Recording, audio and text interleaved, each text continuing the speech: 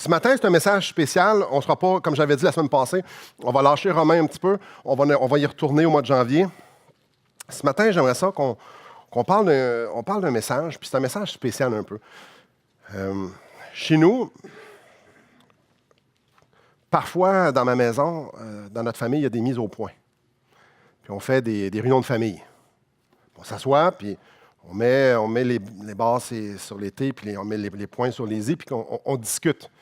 On discute de choses importantes. Et c'est un peu ça qu'on va faire un matin.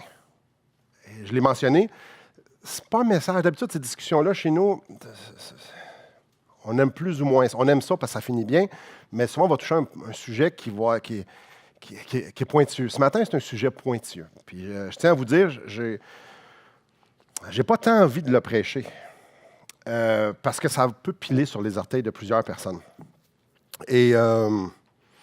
Mais on est engagé à prêcher tout le conseil de Dieu et ma responsabilité auprès de vous, c'est d'être un berger et c'est ce que je vais faire aujourd'hui d'une façon bien précise. Et le message que je vais prêcher ce matin, c'est une introduction comme un peu... ouais. Le message qui est sur mon cœur, qu'on va faire ce matin, ça fait plusieurs mois qu'il est sur mon cœur. Ça fait plusieurs mois que je médite, je réfléchis. Puis, je vous avertis, ça va peut-être vous déranger, ça va peut-être vous ébranler, ça va peut-être vous rendre perplexe. Tout au minimum, ça ne vous laissera pas indifférent. Comme je dis, le sujet, c'est très simple, le sujet il est délicat. On va parler d'aveuglement spirituel. Un des sujets principaux quand tu élèves des enfants, c'est les mauvaises compagnies rendent ta vie plus belle. Vous connaissez ce verset biblique-là? Ah, c'est pas ça, hein? Je vois des points d'interrogation. Quelle version tu utilises, sinon? Les mauvaises compagnies corrompent les bonnes mœurs. Les mauvaises influences produisent jamais rien de bon. Savez-vous qu'il y a quelqu'un qui a dédié son existence pour nous influencer, pour qu'on pense et qu'on fasse des choses qui n'honorent pas Dieu? Vous êtes avec moi dans 1 Pierre, chapitre 5, verset 8. Soyez sobres, veillez. Votre adversaire, le diable, rôde comme un lion rugissant, cherchant qui il dévorera. Ce matin, on va parler d'une réalité qu'on ne parle pas souvent. La volonté de Satan de nous voir loin de Dieu. On ne parle pas souvent de ça. Ça nous rend mal à l'aise. Mais combien important qu'on sache les moyens que Satan utilise pour nous dérouter. Pour faire en sorte, comme j'ai dit, qu'on ne vive pas pour la gloire de Dieu, de faire en sorte qu'on ait la vie tout à fait misérable. Cher ami, si je lis ce verset-là, c'est clair qu'il y a du danger. C'est écrit, Dieu nous l'a laissé, Satan cherche qui il va dévorer. Il y a du danger, même si je ne le vois pas, comme on va le voir. Et la Bible en parle d'une façon très abondante. Et on va juste effleurer un peu le sujet, assez pour nous sensibiliser, je l'espère, du moins, c'est ma prière. Ça nous parle ici, si on tombe dans le texte, ça nous parle de notre adversaire, le diable. Il y a tellement de mauvaises conceptions de c'est qui ça? C'est quoi ça? Et une des façons de pouvoir bien comprendre une personne, de pouvoir comprendre un être, c'est de regarder dans la Bible comment il est appelé. Parce que souvent, de la façon qu'il est appelé, il va nous décrire dans la Bible qu'est-ce qu'il fait. Dans le cas de Satan, de notre adversaire, du diable, c'est tout à fait vrai. Ça nous parle ici qui est adversaire. Adversaire de qui? Oui, de Dieu. Il est adversaire de Dieu et clairement l'adversaire des hommes aussi. Lui, il donne des bons conseils. Hein? On se rappellera Adam et Ève. Non, pas tant. On va le voir plus tard. Non, pas tant. C'est un adversaire des hommes, c'est un adversaire de Dieu également. Ici, c'est écrit le diable. Dans Éphésiens 6:11, ça nous parle aussi du diable, mais d'une façon comme quoi qu'il est rusé. Dans Jean 13:2, ça nous parle que le diable met des choses à cœur aux inconvertis pour faire du trouble. Dans Apocalypse 12:10, ça nous parle que le diable est l'accusateur des frères auprès de Dieu. C'est lui qui dit à Dieu, « Ça, c'est ton enfant? » « Oh, ouais. Il est vraiment poche. » C'est lui qui rappelle à Dieu à quel point on avait besoin d'un sauveur. Ça nous parle dans 2 Corinthiens, chapitre 11, 3, de Belzébul. Ça nous parle du serpent, non pas de Belzébul, du serpent, qui est là pour séduire avec méchanceté, avec fausseté, clairement séduire. Il dit, il fait des choses fausses pour mettre un écran de fumée puis qu'on ne voit pas nécessairement la réalité. Dans Marc, ça nous parle, dans Marc 3, 22, de Béelzébul. C'est quoi ça? Ça, c'est le dieu du fumier. Il est appelé le dieu du fumier. Lucifer, appelé Lucifer. Dans Ésaïe 14, 12, ça nous parle de l'astre brillant, fils de l'aurore. Là, c'est quasiment prestigieux. Oui, ça l'est. Dans 2 Corinthiens 11, 14, ça nous parle d'un ange de lumière, un ange qui est capable de se déguiser. Vous savez, Satan n'était pas laid. Satan n'était pas l'ange miteux qu'on pourrait voir dans le royaume de Dieu. En fait, quand il a été créé, il était bien en haut. Très puissant. Il est appelé aussi le malin dans la Bible. Malin implique la cruauté, la tyrannie. Il aime contrôler tout ce qu'il peut contrôler, puis il aime produire le mal à toutes les occasions qu'il peut faire le mal. Dans 1 Thessaloniciens, chapitre 3, verset 5, ça nous parle qu'il est le tentateur. Ça en dit pas mal. Il aime tenter. C'est lui qui nous sert sur un plateau d'argent toutes les bonnes raisons pour pécher Dieu, contre Dieu, pour satisfaire notre chair. C'est lui, il aime nous tenter. Dans 2 Corinthiens 4, ça nous parle qu'il est le Dieu de ce monde. C'est ce qui veut dire qu'il règne partout et dans tout ce qui n'apporte pas gloire à Dieu. Pensez, tout ce qui n'a pas comme fin d'apporter gloire à Dieu, c'est lui qui le bosse. C'est lui qui règne là-dessus. Dans Éphésiens 2, ça nous parle qu'il est le prince de la puissance de l'air. C'est lui le général de tous les armées, de tous les anges qui sont déchus. Le tiers des anges, c'est son armée à lui. Il est le général. Dans Jean 14, 30, ça nous parle qu'il est le prince du monde. Les chrétiens, on est des ambassadeurs dans ce monde. On est des citoyens des cieux. Ici, c'est le monde de Satan. C'est lui qui règne.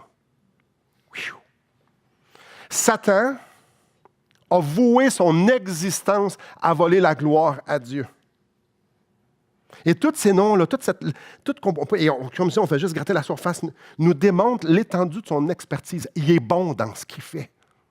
Puis on regarde l'histoire de l'humanité, tout le mal qui se fait partout, toute la corruption qui se fait partout. Il est vraiment bon. Quand on regarde tous les gens qui pensent faire le bien, mais qui sont en train de faire le mal, il est vraiment bon. C'est lui qui est en arrière de ça. C'est lui. Et j'aimerais ça qu'on puisse regarder d'une façon un peu plus spécifique. On pourrait aller très large. Ce matin, on va être spécifique. Comment il essaie de nous dévorer? Une des façons qu'il essaie de nous dévorer, parce qu'il y en a plusieurs. Tournez pas avec moi, mais je vous ramène dans Genèse chapitre 3, verset 1. Qu'est-ce que Satan a dit à Ève? Dieu a-t-il réellement dit? La première chose que Satan fait, c'est mettre une ambiguïté. Mais là, es-tu vraiment sûr? Il met une ambiguïté entre le vrai et le faux. La ligne n'est plus aussi claire. On ne voit plus aussi bien. Jésus a dit, je suis le chemin, la vérité et la vie. Nul ne vient au Père que par moi. Si tu veux aller au Père, tu suis Jésus parce qu'il est la vérité. Jésus dit, ce qui sort de moi, c'est vrai. Si la vérité te conduit à Dieu, le plan du tentateur, c'est quoi? De mettre un doute justement sur cette vérité-là. Justement de faire comme, t'es-tu sûr que c'est ça? Il me semble que ce n'est pas logique. Il me semble que c'est trop facile. Il me semble. Là, vous dites, oui, mais je ne l'ai jamais entendu Satan dire ça. Non, mais j'ai entendu bien du monde dire ça, par exemple. Cette philosophie-là qui est là, c'est lui qui est en arrière. Tout ce qui n'apporte pas gloire à Dieu, Satan est en arrière. Et j'aimerais ça qu'on regarde quelques exemples. Venez avec moi dans Matthieu au chapitre 15. Des exemples où est-ce que Satan met des ambiguïtés entre si tu vrai ou si tu faux. Et c'est spécial parce qu'ici, Dans Matthieu 15, c'est vraiment facile. Je veux dire, c'est comme... Vous allez voir. Matthieu 15. Alors des pharisiens et des scribes vinrent de Jérusalem auprès de Jésus et dirent, « Pourquoi tes disciples transgressent-ils la tradition des anciens, car ils ne se lavent pas les mains quand ils prennent leur repas? » Probablement, vous avez souvent lu ça. Ouais, OK. Les chefs religieux du temps de Jésus enseignaient des traditions qui avaient été ajoutées pour que les gens puissent être beaucoup mieux meilleurs. Se laver les mains avant de prendre un repas. C'est-tu mal, ça? Dites-moi les, je vais arrêter, là. Non, il n'y a personne qui compte ça. Ça a plein de bon sens. Donc, les pharisiens ont dit, on se lave les mains avant de manger, surtout là. C'était pas aussi propre qu'aujourd'hui. Mais regardez bien la subtilité. Parce que ce qu'ils ont dit, là, c'est vrai que c'est plus propre. On est d'accord avec ça, mais regardez bien la subtilité. Cette bonne habitude sanitaire, cette règle-là, ce commandement-là, ne venait pas de Dieu. C'est écrit, pourquoi ils transgressent-ils la tradition des anciens? Ça vient-tu de Dieu, ça, la tradition des anciens? Non, mais pas du tout. Pas du tout. Les chefs religieux imposaient leur tradition à l'égal de la loi de Dieu. Ils ont pris quelque chose qui faisait plein de bon sens et ils ont mis ça égal à Dieu. Voyez-vous, c'est vraiment subtil. Puis c'est sur quelque chose de super banal. Les règles d'homme étaient rendues aussi importantes que la loi de Dieu. Regardez au verset 3. C'est-tu grave? Jésus leur dit, « Et vous, pourquoi transgressez-vous le commandement de Dieu au profit de votre tradition? » Est-ce que c'est grave? Verset 14. Laissez-les, ce sont des aveugles qui conduisent des aveugles. Si un aveugle conduit un aveugle, ils tomberont tous les deux dans une fosse. Ow! Jésus dit ça à ses disciples. Ah, laisse-les faire, regarde, ils sont aveugles. Ils ne voient rien. Ils ont élevé leur loi à égalité avec celle de Dieu. Ils n'en ont pas rajouté beaucoup, puis même ça fait du gros bon sens. Petite subtilité. C'est quoi que ça ici? Ça s'appelle le légalisme. Mettre des règles où ce que Dieu en met pas, même si ça fait bien du sens. Penser qu'on peut contrôler des gens avec nos règles, ça c'est du légalisme. Du légalisme, établir la maturité de quelqu'un selon des règles d'homme, c'est une forme de légalisme. Penser qu'on peut impressionner Dieu avec notre droiture, parce que ces gens-là pensaient que s'ils suivaient la loi qu'ils s'étaient fait, ils étaient capables de rentrer en relation avec Dieu. Non, c'est votre loi. Ça n'impressionne pas Dieu avec ta loi. C'est penser qu'on peut acheter Dieu avec notre obéissance. Ça a commencé avec des petites choses, et il y avait des règles pour tout. Des centaines et des centaines de règles qui ont racheté, que Dieu n'avait pas données. Et ils ont dit, si vous faites ça, là, vous êtes bon. Et là, ils se regardaient dans le miroir et disaient, moi, je suis bon parce que je le fais. Mais c'est vrai que quand il regardait le voisin, il semblait meilleur. Mais Dieu dit, je ne vous ai jamais demandé ça. Jamais je vous ai demandé ça. C'est spécial, hein? Juste une petite déviation. Imaginez que vous prenez votre bateau, vous longez le fleuve, vous s'en allez vers l'océan. Puis là, rendu au golfe du Saint-Laurent, vous dites, OK, on s'en va en France, ça c'est juste en avant. Puis vous prenez juste 1% ou 1 degré au sud. Quand vous allez commencer à traverser, où vous pensez que vous allez arriver? Vous arriverez, je vous garantis, vous n'arriverez pas en France. Je vous le garantis, vous allez arriver pas mal plus dans le sud de l'Afrique. Juste une petite déviation. Mais c'est la même chose. Quand Dieu dit « Voici mes règles », on ne dit pas « On va en rajouter pour être sûr de ne pas les transgresser ». C'est ça les règles. Quand Dieu dit « Vous allez m'approcher par la foi », tes péchés sont tous pardonnés. C'est ça. Ouais, mais la culpabilité. Non. On a parlé de ça pas mal la semaine passée. Non. Même si ça peut paraître super attirant, même si ça peut paraître même rassurant, un cadre peut être très rassurant, même si ça paraît super pur, même si tu dis « Ah, wow, je me sens un meilleur chrétien », cette pensée-là, c'est à des années-lumière de l'Évangile. À des années-lumière. Ce n'est plus l'Évangile.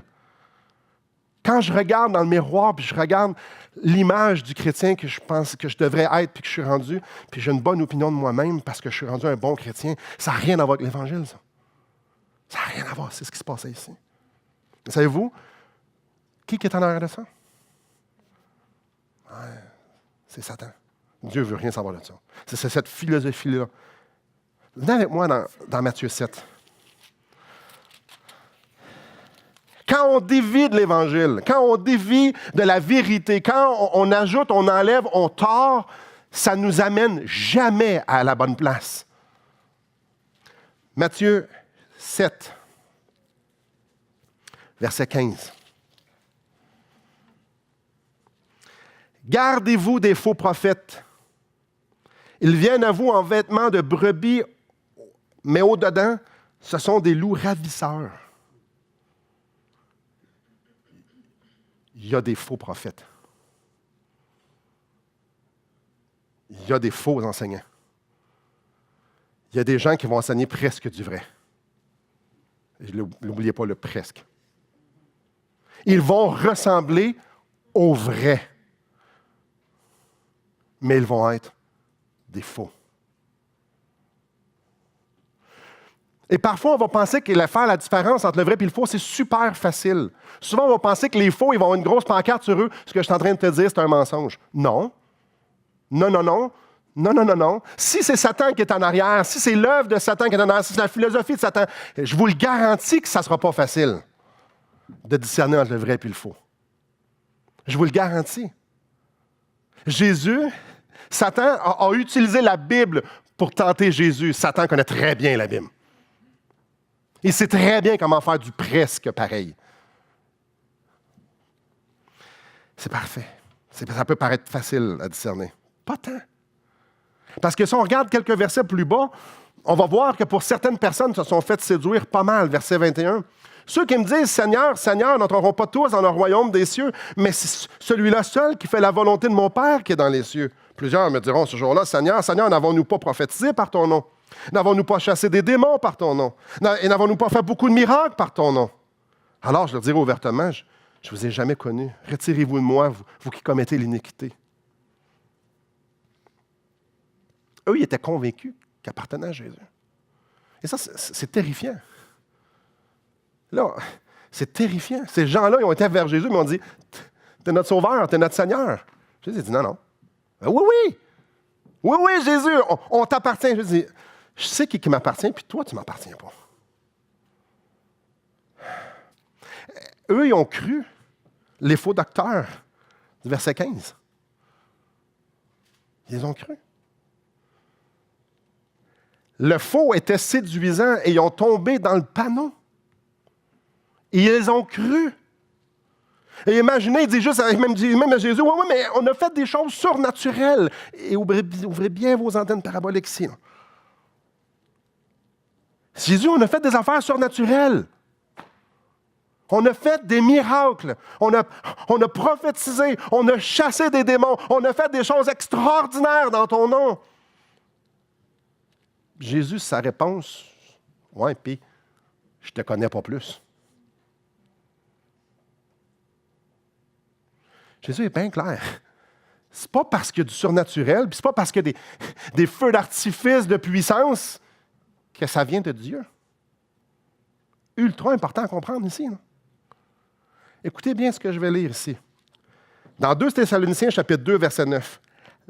L'apparition de cet impie se fera par la puissance de Satan, avec toutes sortes de miracles, de signes et de prodiges mensongers.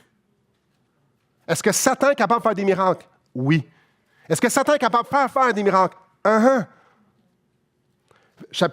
Matthieu 24, verset 23-24. « Car il s'élèvera de faux Christ et de faux prophètes. Ils feront de grands prodiges et de miracles. » Satan, est capable de faire un gros écran de fumée avec beaucoup de puissance et beaucoup de belles grosses affaires impressionnantes. La preuve, regardez la sortie d'Égypte. Regardez comment Satan a réussi d'utiliser les magiciens avec les plaies. Est-ce qu'ils ont réussi? Est-ce que les magiciens ont réussi, eux aussi, à prendre leur bâton pour faire des serpents avec? Oui. Oui, oui, oui. Et plusieurs autres. Alors, c'est pas parce que des miracles, c'est pas parce que c'est haut en couleur que ça vient nécessairement de Dieu. Ici, ils disent, oui, mais on a fait plein de choses surnaturelles. Jésus dit, oui, puis ça vient pas plus de moi. C'est pas parce que des gens qui parlent de Dieu, c'est pas parce que des gens qui font des miracles puis qui tiennent une Bible dans leurs mains qui sont nécessairement vrais.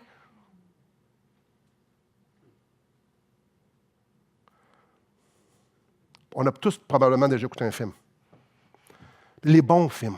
Vous savez, les films, exemple, qui vont te faire pleurer parce qu'ils t'ont vraiment emmené dans l'histoire, ou peu importe comment. Tu sais, des bons acteurs, avec une histoire incroyable et qui est écrite d'une façon exceptionnelle, avec des décors, des effets spéciaux super. Tu as l'impression que tu es là. Mais ça reste juste bien un film, hein? Aussi vrai que ça peut paraître, à un moment donné, le film arrête et tu te dis, ben non, finalement, je ne suis pas un héros, là. C'est fini. C'est pas parce que les décors sont tous beaux puis qu'il y a d'une belle trame sonore puis que les acteurs sont bien beaux que c'est plus Jésus qui est en arrière. Ici, les gens se sont fait pogner à cause du vrai. Écoutez bien ça. Matthieu 24, 11. Plusieurs faux prophètes s'élèveront et ils séduiront beaucoup de gens. Il va-t-il en avoir du faux? Oui. Acte 13, 6. Ayant ensuite traversé toute l'île jusqu'à Paphos, ils trouvèrent un certain magicien, faux prophète juif, nommé Bar-Jésus. Magicien. Magicien, ça fait des affaires capotées. Hein? Mais c'est un faux prophète. Il y en a-tu? Acte 20, 29 et 30. Je sais qu'il s'introduira parmi vous, après mon départ, des loups cruels, qui n'épargneront pas le troupeau, et qu'il s'élèvera du milieu de vous des hommes qui enseigneront des choses pernicieuses pour entraîner les disciples après eux. Paul est en train de parler aux anciens à Éphèse. Puis il dit, les loups vont rentrer. Y a-tu des loups? 2 Pierre 2, versets 1 et 2. Il y a eu parmi le peuple de faux prophètes. Il y aura de même parmi vous de faux docteurs qui introduiront des sectes pernicieuses et qui, reniant le maître qui les a rachetés, attireront sur eux une ruine soudaine. Plusieurs les suivront dans leur dissolution et la voix de la vérité sera calomniée à cause d'eux. 1 Jean 4, 1. Bien-aimés, n'ajoutez pas foi à tout esprit, mais éprouvez les esprits pour savoir s'ils sont de Dieu, car plusieurs faux prophètes sont venus dans le monde. Je crois que c'est clair. Je crois que c'est clair. Satan est ultra actif contre l'Église de Christ. Puis oui, il y a des attaques extérieures. On pense, il y a des milliers de personnes, de chrétiens qui se font tuer pour leur foi. Oui, il y a des attaques. Et oui, il y a de la persécution. Satan attaque là, assurément. Oui, il y a des fausses accusations qui sont données. Oui, plusieurs personnes remettent en doute la véracité de la parole de Dieu. C'est pas nouveau, ça a toujours existé. Oui, mais j'ai l'impression que ce qui est encore beaucoup plus efficace, c'est les attaques qui viennent de l'intérieur.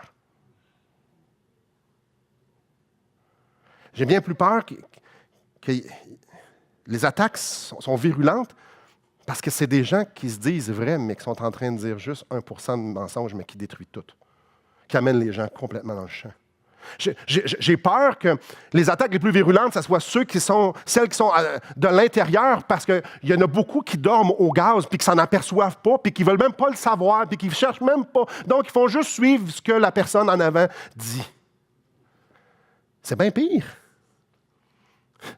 Mets un faux enseignant dans une gang de personnes qui ne checkent pas l'enseignement. C'est épouvantable ce que ça fait. C'est beaucoup plus efficace de juste tasser tout le monde un peu de la vérité. Comme ça, ils ne trouveront jamais la vérité, ils ne trouveront jamais Dieu. C'est bien plus facile, ça, que de tuer toute la gang. Puis je pense que c'est ce qui arrive. Un peu de poison, ça ne prend pas beaucoup de cyanure pour tuer. Même si c'est dans un bon jus de raisin, il y a encore du poison dans le jus. Ça va encore te tuer. C'est quoi la deuxième chose que Satan a dit à Ève? Le jour où vous en mangerez, vos yeux s'ouvriront. Et vous serez comme des dieux. Dieu a dit, si tu en manges, tu mourras certainement. Satan dit,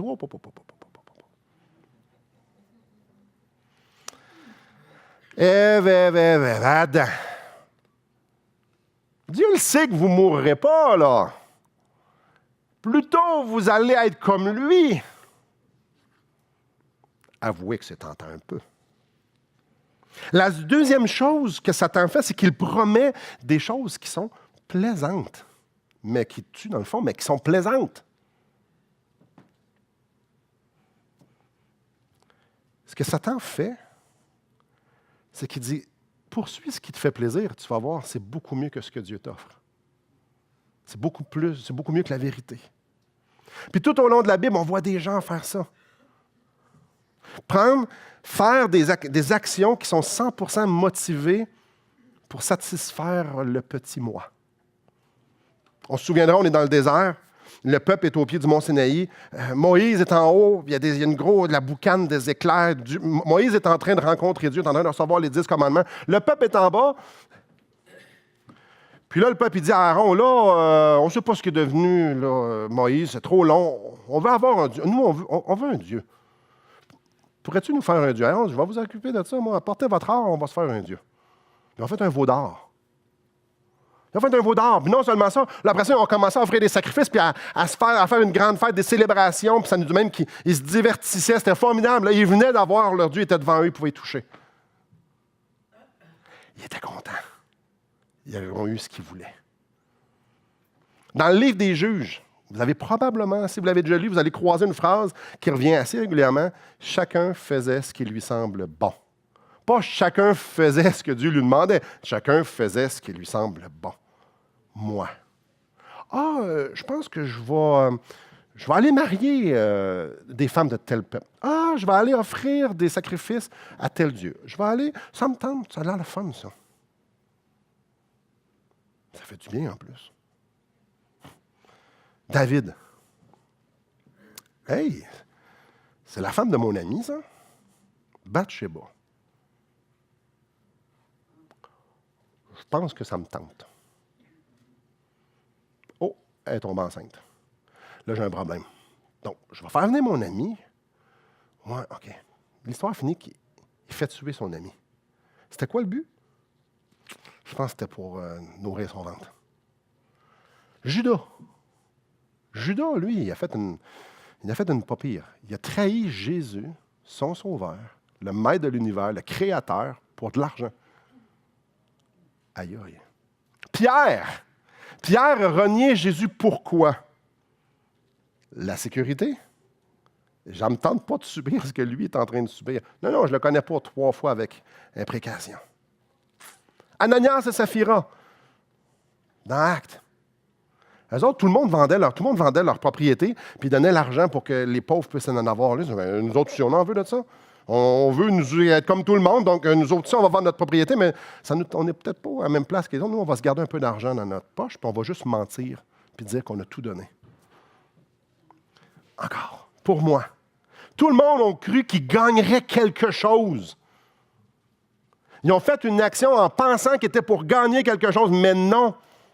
Mais non, ils n'ont pas gagné tant que ça. Les conséquences de toutes les histoires que je viens de vous raconter là, et il y en a beaucoup d'autres, c'est assez dramatique. Dans Galates, on a une liste des œuvres de la chair, des œuvres qu'on fait, nous, les êtres humains, les hommes, les femmes.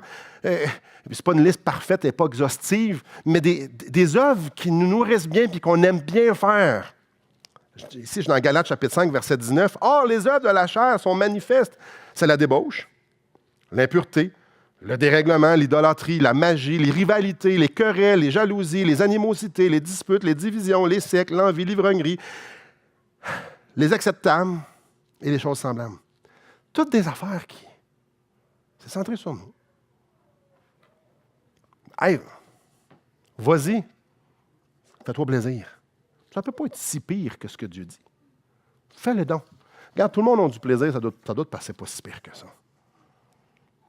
Satan met devant nous un buffet. Un buffet incroyablement garni. Tout ce qui fait plaisir à la chair est là. Puis il y en a qui, les autres, ils aiment ça faire pitié. Dans le buffet, c'est là ou ça aussi? Oh non, pauvre toi. C'est là dans le buffet. Tout est là.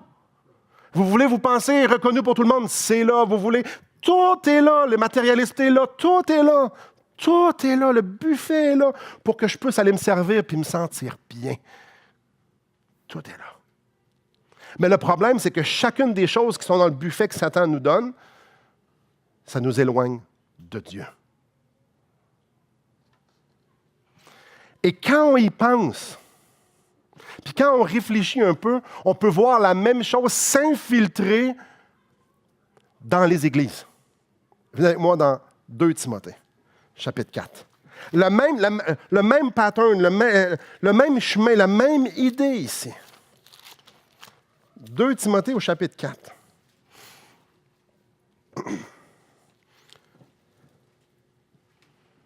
Le désir de se faire plaisir même à l'Église.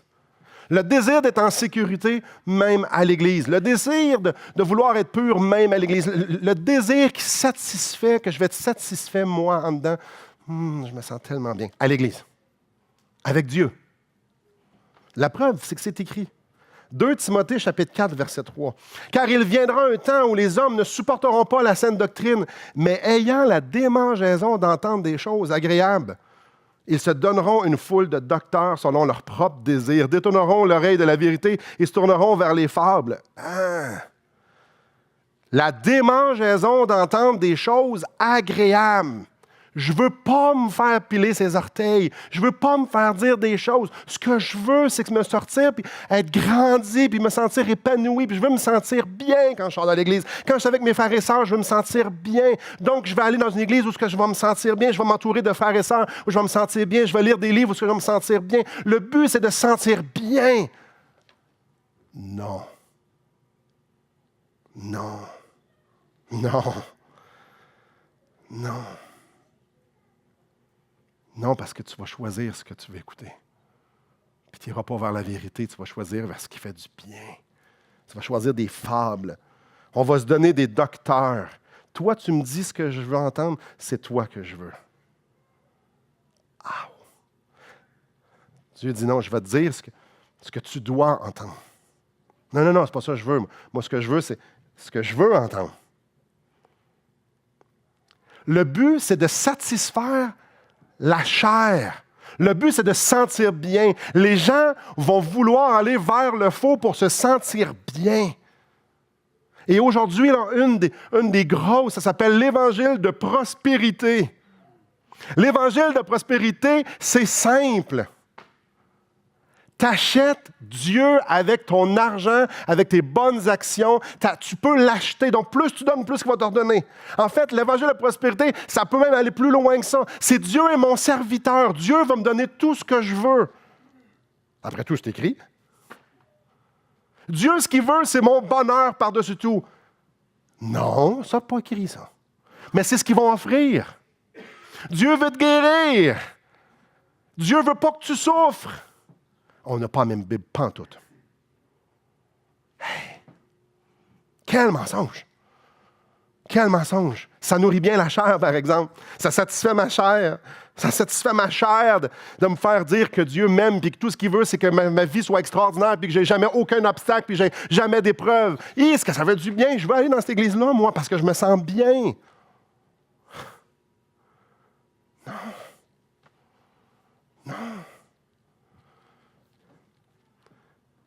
Et de ça sort des philosophies. De cette grosse erreur-là sort des influences qu'on veut au plus haut point. On veut une belle vie, on ne veut pas souffrir, on ne veut surtout pas dire ma volonté, pas ma volonté, mais la tienne. Quand on a un enfant qui est sur le lit d'hôpital en train de mourir. Non.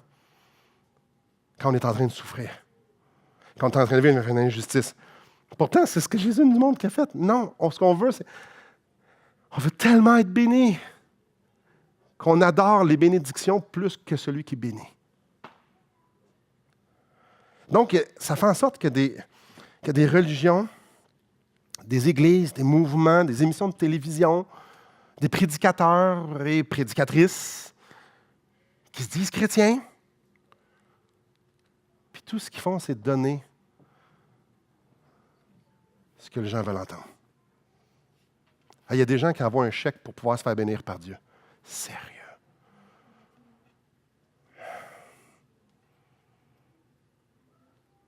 Il y a plein d'autres exemples.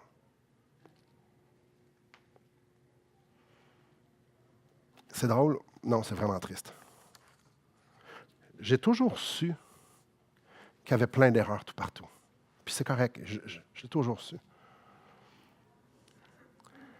Mais quand tu te mets à regarder la créativité de certains pour tromper les gens, c'est dérangeant. Et le message de ce matin est vraiment clair. Là. Il y a du danger partout, frères et sœurs. Il y a du danger partout. Partout autour de nous. Que ça soit carrément avec le faux, ou bien non, les philosophies qui ont percé de là, qui ont découlé de là. Puis comme on l'a vu aujourd'hui, les attaques de Satan, c'est pas juste Satan est en train de te tenter, c'est clair. Non, c'est ultra subtil. Parfois, c'est des grosses affaires, mais parfois, c'est juste 1% de pas bon. Le danger prend plusieurs formes. Puis, presque tout le temps subtil. C'est pas parce que ça sonne bien que c'est bon. C'est pas parce qu'il a l'air fin ou elle a de l'air fine. C'est pas parce qu'ils ont de l'air sincère, la sincérité ne rend pas une vérité, ne rend pas quelque chose d'une vérité. C'est pas parce que la personne est crédible, c'est pas parce que la personne est reconnue qu'elle est nécessairement de Dieu. C'est pas parce que tout le monde dit oui que je devrais moi nécessairement dire oui, que je dois suivre moi aussi. C'est pas parce que c'est impressionnant, parce qu'il y a des explosions de puissance que c'est nécessairement vrai. C'est pas parce que je me sens bien que c'est réel, que ça veut nécessairement dire que c'est vrai. N'oublions jamais que le but de Satan, c'est de mettre de la confusion. À un tel point que les gens vont être aveuglés et qu'ils ne le sauront même pas.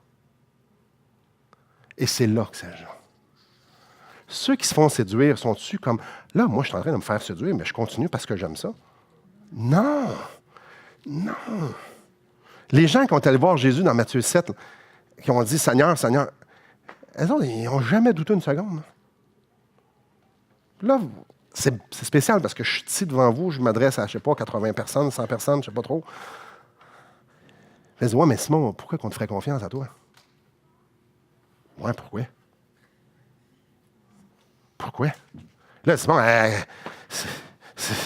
mais à qui qu'on fait confiance? Là, tu nous dis ça, il y a du danger partout, vous pouvez faire. À qui qu'on fait confiance? Ça, c'est une bonne question. Hein? Savez-vous à qui j'ai envie de vous dire? À personne. Pas à moi non plus.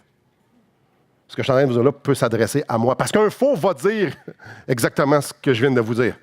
Est capable de dire ça aussi. Là, je suis en train d'encore plus de vous ébranler, là. J'espère. Parce qu'un faux va dire que les autres sont faux, mais il ne se mettra pas la même chose sur nous autres. Ah ouais. Prenez pas ce que je suis en train de vous dire comme du cash. Jamais. Non plus ce matin. Jamais.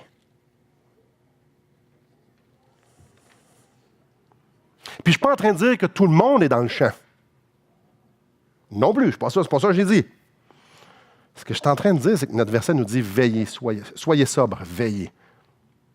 Votre adversaire, le diable, rôde comme un lion rugissant, savoir, cherchant qui va dévorer. Soyez sobres, veillez. Ce que je suis en train de dire, c'est « Soyez pas des moutons. Hein. Soyez pas des moutons. Soyez pas des moutons. Les loups se déguisent en brebis. » Ce que je suis en train de dire, c'est « Soyez pas naïfs. » Le danger est réellement partout. Et ce n'est pas écrit dessus « danger ». Quand vous prenez un livre, ce n'est pas écrit dessus « c'est rempli d'erreurs ». prends l'autre livre à côté. Non. Quand vous allez écouter une prédication sur Internet, c'est pas écrit avertissement, c'est pas bon. Quand vous allez voir sur un site où est-ce que c'est. Ils font des beaux versets chrétiens, des belles pensées super. C'est pas écrit, attention, poison, mais vous ne le goûterez pas. C'est pas écrit. Soyez sobre. Ça veut dire quoi, ça? On se calme les nerfs.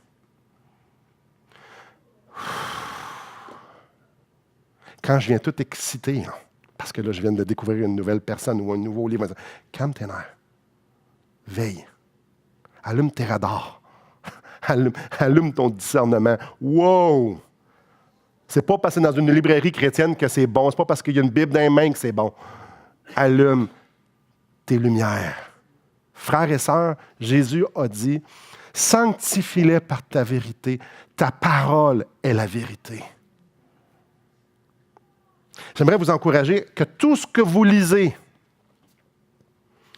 tout ce que vous entendez, chaque conseil que vous recevez, chaque enseignement que vous entendez, tout doit être examiné à la lumière de la parole de Dieu. Tout. Si vous n'êtes pas d'accord, allez voir la personne qui dit, la Bible ne dit pas ça. Allez le voir. Devant Dieu, vous ne pourrez pas dire, oui, mais j'ai suivi un tel. Oui, mais lui, il disait ça. Non, mais toi, qu'est-ce que tu as cru?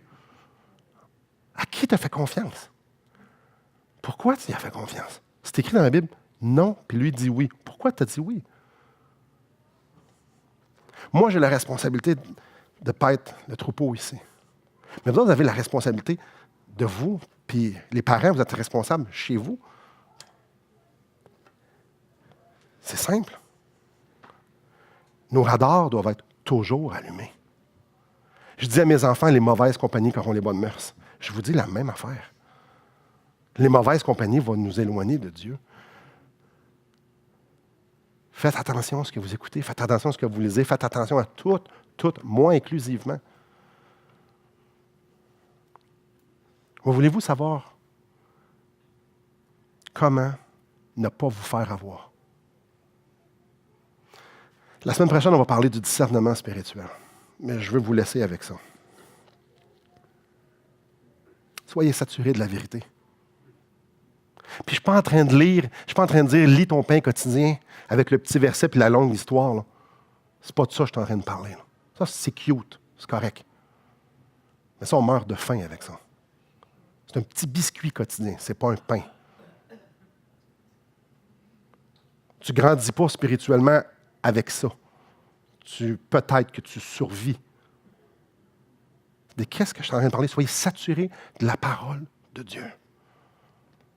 Soyez saturés de la parole de Dieu. Faites confiance que le Seigneur va vous éclairer dans votre lecture. Faites confiance que le Seigneur va vous éclairer dans vos études, dans vos études. Faites des recherches.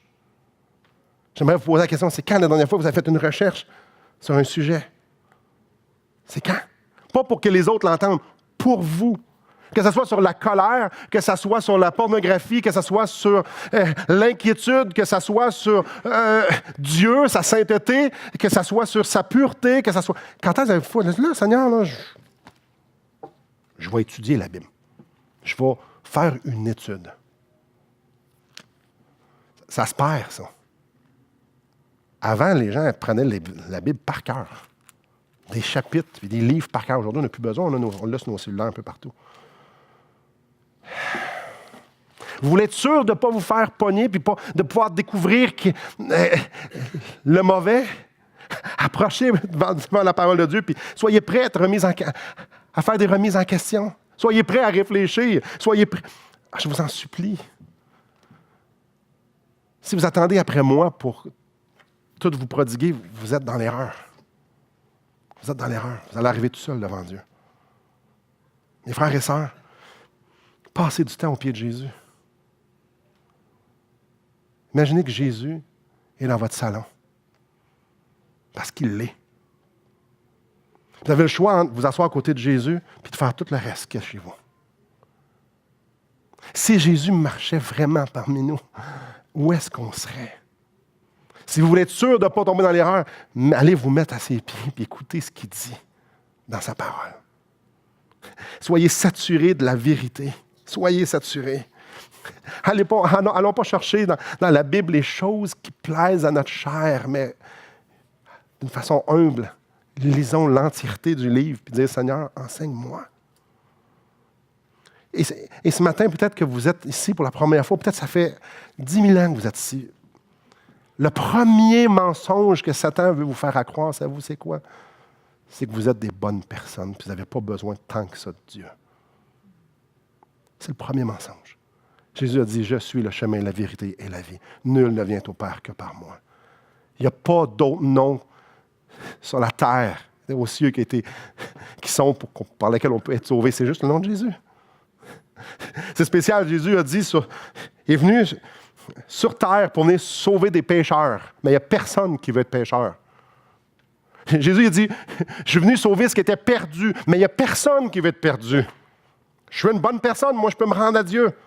Je fais de la bonne religion, moi je peux me rendre à Dieu. Mais quel mensonge! Jésus est venu et il a dit, je suis venu sauver ceux qui étaient perdus. Mais il n'y a personne. On regarde toute notre CV et dit, moi je suis assez bon, mais je ne suis pas si pire qu'elle, puis ni lui non plus, je suis correct. Hey! Si vous vous appuyez sur ce que vous avez fait de bon, vous êtes tombé dans le panneau. Si vous vous appuyez sur je suis dans telle ou telle religion, je suis correct. Si vous appuyez sur quelconque autre chose que sur Jésus-Christ pour être sauvé, pour être pardonné de vos péchés, vous croyez le mensonge le plus gros que Satan peut faire, c'est que vous n'avez pas besoin de Dieu. Jésus il a dit, venez à moi comme des petits-enfants. Des petits-enfants, ça fait juste dire, oui, je vais être sauvé, j'ai besoin d'aide. C'est ça que ça fait. Oh, mes chers amis, je vous en supplie, regardez-vous pas dans le miroir en pensant que vous pouvez vous rendre à Dieu, c'est un mensonge. Parce que si Dieu est parfait et vous ne l'êtes pas, il y a un sérieux problème.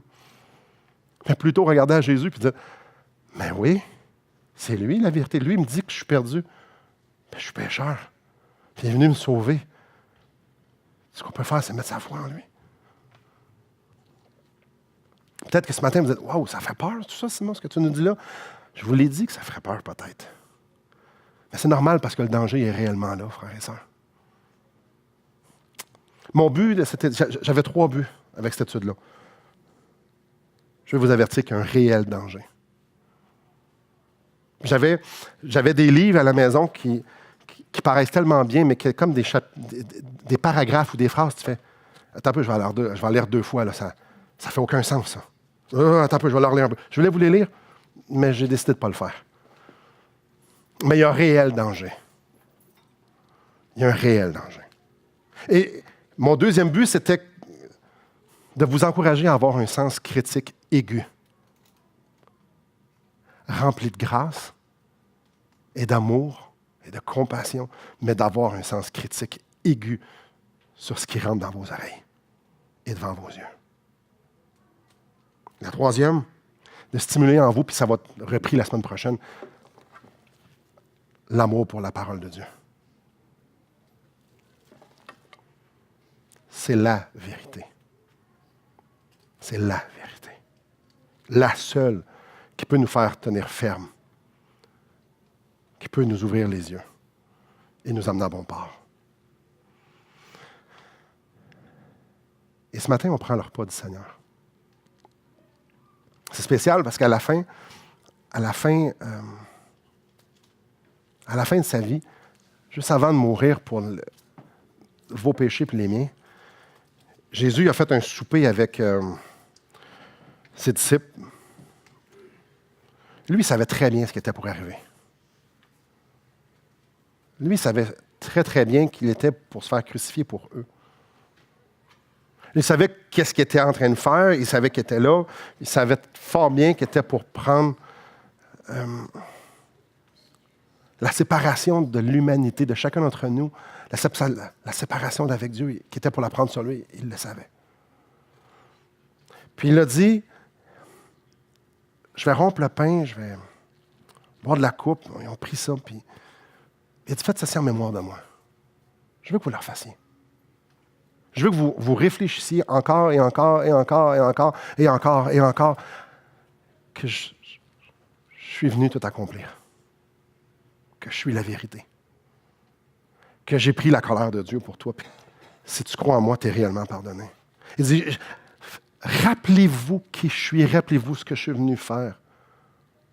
Et ces éléments-là représentent,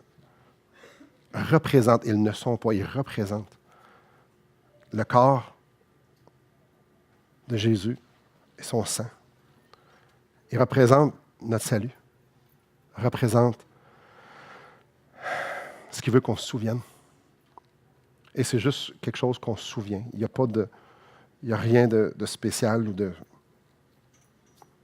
mystérieux au travers de ça. J'aimerais vous inviter, pendant qu'on va prendre les éléments, à réfléchir. À réfléchir à justement ce soir-là, à qui est Jésus, à ce qu'il a fait pour nous, à réfléchir, à bien réfléchir sur votre relation avec ce qu'il dit dans sa parole. À votre passion de lire sa parole, à votre passion de le suivre lui seul. J'aimerais vous inviter à ça. Peut-être que ce matin, vous dites, moi, je ne suis pas sûr d'être sauvé. Laissez passer les éléments.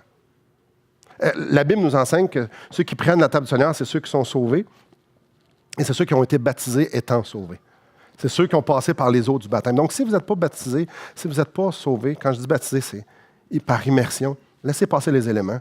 Vous pouvez méditer. Vous pouvez dire, j'ai-tu besoin d'un sauveur, moi? Sauve-moi. Puis peut-être, si vous n'êtes pas baptisé, vous dites, pourquoi je ne suis pas baptisé? Pourquoi je ne veux pas dire au monde entier que c'est mon sauveur?